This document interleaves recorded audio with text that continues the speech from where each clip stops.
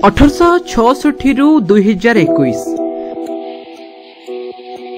दीर्घ 156 वर्षर लंबा यात्रा। आज दिन में ओडिया खबर कागज निज जन्म जातक 156 वर्ष पूर्ति पालन करुछि।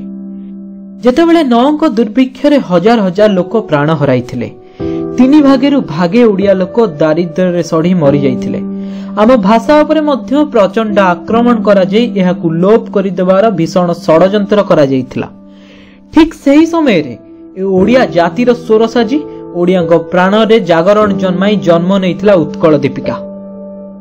कर्मवीर गौरीशंकर राय एवं रेभेन्सा शिरस्तादार थिबा विचित्रानंद दास को चेष्टा और अक्लांत उद्यम बल 1866 मसीहा अगस्त 4 तारिख रे प्रकाश पाइला एई खबर कागज।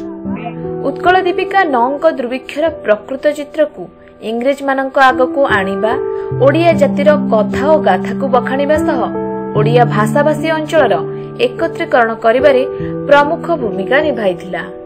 उत्कल दीपिकार संपादक गौरीशंकर राय थिले सकल दृष्टि स्वतंत्र।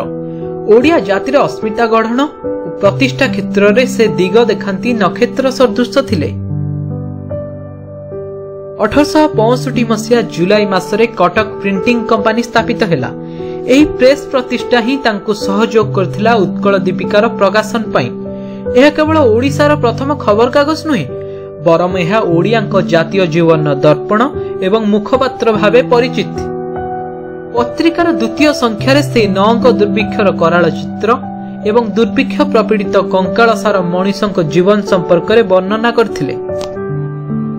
1866 मसीहा दुर्भिक्ष परठारु स्वतंत्र उत्कल प्रदेश गठित होबा जाय उत्कल दीपिका प्रमुख भूमिका निभाइछि।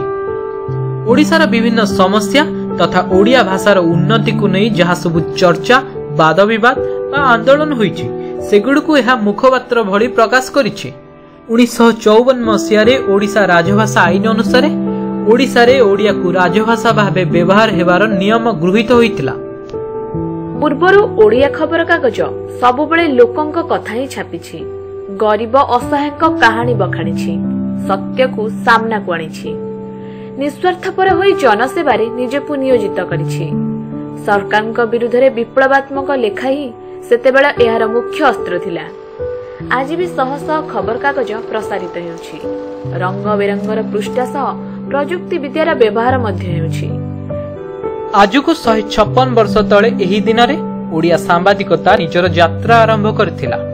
सेही स्मरणीय दिनटुकु मने पकेଇବା ପାଇଁ प्रतिवर्ष अगस्त 4 तारिख को आमे ओडिया सांबादिकता दिवस रूप में पालन करि आसुछु। ए सुदीर्घ लंबा यात्रा मध्यरे अनेक उठाणी अनेक गड़ाणी को ओडिया सांबादिकता देखिछि। समस्त बाधा और प्रतिबंधक सत्वे मध्य आम सांबादिकता संसार जातीय स्वाधीनता संग्राम को भरपूर सहयोग से समय करथिला। समाज संस्कारकर भूमिका को मध्य निखुण भाव रे निभाइथिला। आ सबठारु गुरुत्वपूर्ण कार्यटी जहाकू ओडिया खबर कागज निखुण भाव रे करिछि ताहा हेउछि भाषाभाषी अंचल रे एकत्रीकरण।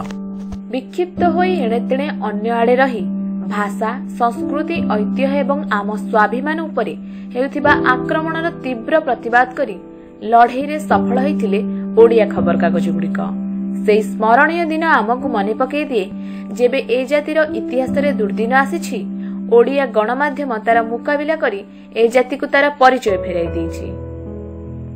आज अगस्त 4 तारिख गौरीशंकर राय, गोपबंधु दास, शशिभूषण रथ एवं नीलमणि विद्यारत्न परी उत्कलर सुपुत्र माने सांबादिकतार जो मापदंड आम आगे छिड़ा करि जाइछन्ति ताहा सबुदिन आमको बतीखुंटा परी दिग देखाउथबो। आमको ये जातिर स्वाभिमान आ प्रतिटी असहाय मनीषक कहानी कहवाको बाध्य करुथबो। आज ओडिया सांबादिकता दिवस पालन अवसर में भारतीय जनसंचार संस्थान पक्षरु समस्तंको असरंती शुभेच्छा जणाउछु।